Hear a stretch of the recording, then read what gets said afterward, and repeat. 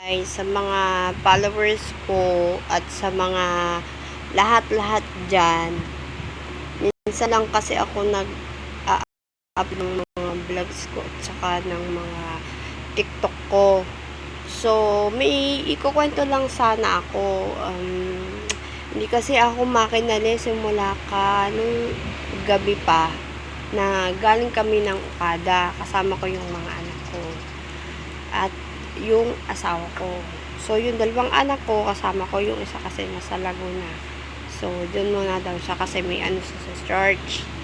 Nakanta kasi sa church yung anak kong panganay, sa Andre. Si Andrea. Yung dalawa kong anak dito kasi bibili ko ng gamit. Bibili namin gamit mag-asawa. So, hindi ako makinali simula kanina pa. At saka kagabi about dun sa phone na napulot ko sa Okada, Manila. So, ganito yung nangyari. Pumunta kami ng Okada, Manila para ipasyal yung mga bata.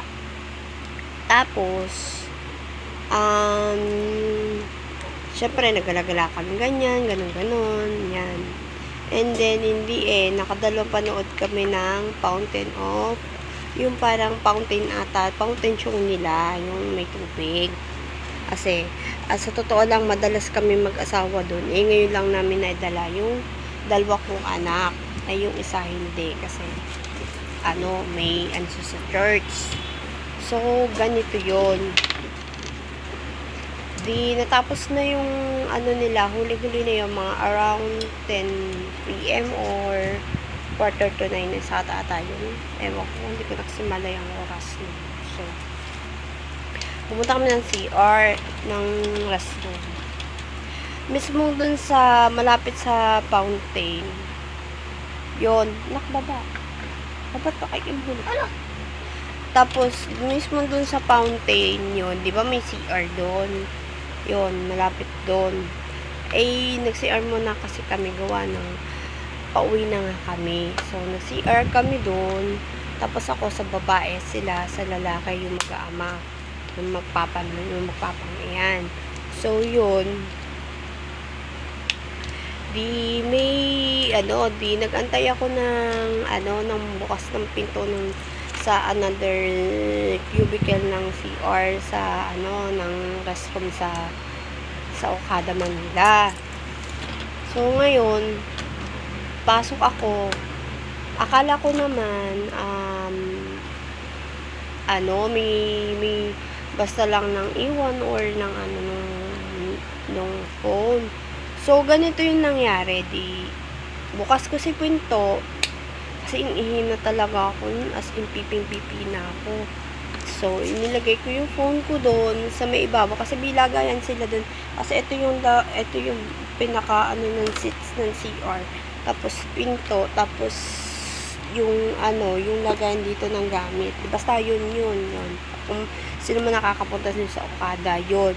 Ganon. Pinato ko yung phone ko. Paglingon ko ganon sa right side, sabi ko, aba, bakit may phone doon? Ang ganda ng phone, as in, Samsung yun tayo na. Samsung, na bumubuka siya ng ganan. As in, fold. Hindi ko alam kung anong unit noon. Dalawa. No, baby. Tapos, yun ay, na-fold ata. Samsung ata yun, napopold siya, as in ganon, as in parang ganito siya.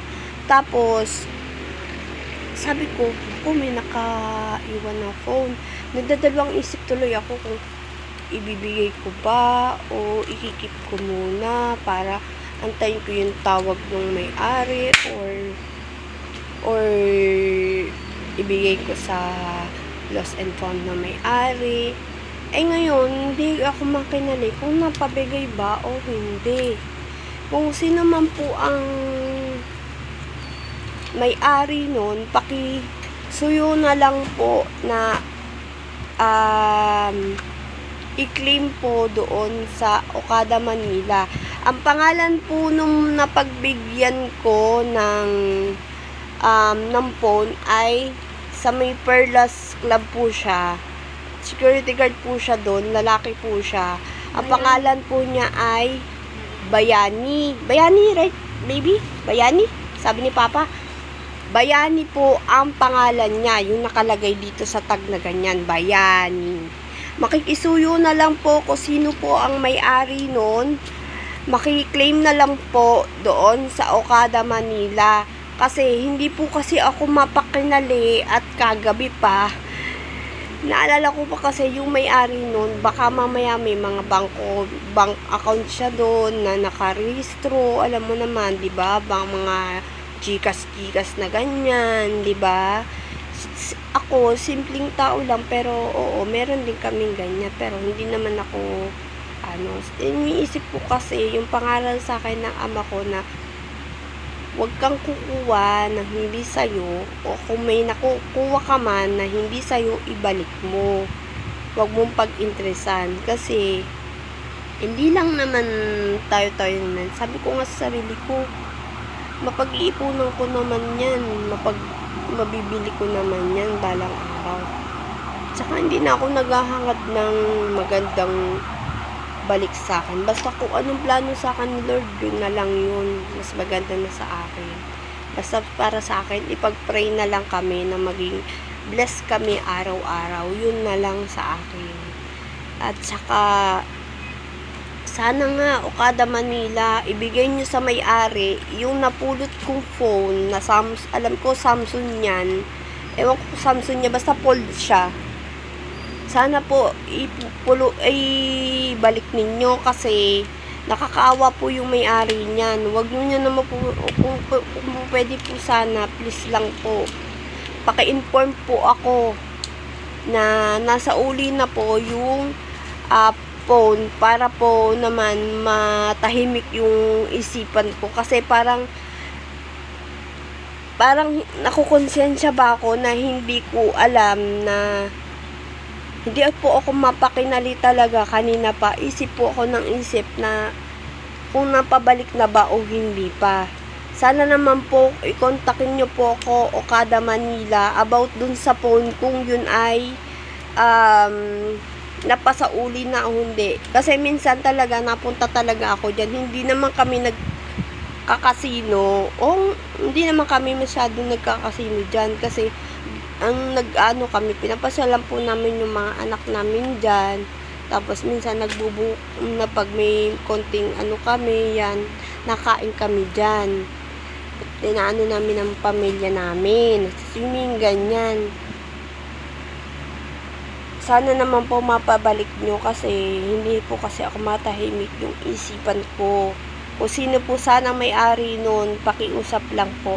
O kontakin nyo po, i-message nyo po ako kasi kailangan ko po malaman kung kayo po yung may-ari. Pwede po pakiusap lang sa mga i-scam. Yan, pasensya na po. Pake po ako kaya hindi po nyo po kumaan. Mai-scam sa tukol yan. Pakisuyo na lang po. Pakiusap lang. And paki-share na lang po sa iba para makaabot po sa may-ari yung nawawala niyang phone na default ba. Ganda nun baka nasa 30,000 o 15 o mahigit pa yun. Basta parang ang ganda talaga, grabe. Pero hindi ko pinag-interesan, ayoko kasi hindi naman akin yun Mabuti na yung sinauli ko ng maayos. Sabi pa nga ng asawa ko, ikip mo na. Pero sabi ko, ayoko kasi mabuti na yung sila na lang ang magsauli at sabihin na may nakapulot. Pero kinuha nila yung parang number ko. Yung parang number ko sa card. Yun. Sabi ko kay Manong Guard na sa Perlas Club, si Manong Bayani, sabi ko, pakikontak na lang po ako kung nakuha na po ng may-ari yung cellphone. Hanggang ngayon, parang hindi ata nila kinukontak, kaya dinaan ko na lang po dito sa TikTok. Hindi nga po ako masyadong nag-upload kasi minsan kasi nasa trabaho. Minsan kasi, naano ko yung mga anak ko na mapunta ako ng Laguna. Sa Candelaria. Kung pwede po lang po sana, pakiusap lang. Pakikontak po ako. At sabihin po doon sa may-ari na napulot ko po yun. Or, kung mga ilang araw po, hindi pa pala lang ako na-contact, siguro pupunta po ako doon at sasadya po ako doon. Pero kung meron po sana nag-ano doon sa may-ari at nakuha na ng may-ari, paki-message na lang po ako o kada Manila, pakiusap lang po. Sauli na po sa kanila yung nakuha kong phone. At pakikontak na lang po kasi ako, hindi po talaga ako makinig simula kagabi pa saka ngayon. Iniisip ko kasi baka mamaya umiiyak na yung may-ari, halos mataranta na ganun. At saka pakiramdam ko din, dati din nawalan din ako, so nararamdaman ko din yung feeling na nawalan, 'di ba? Sige po, Okada Manila po, pakiusap lang po, paki-message na lang po ako. At saka dun sa may-ari ng phone, paki-message na lang po ako dito sa TikTok.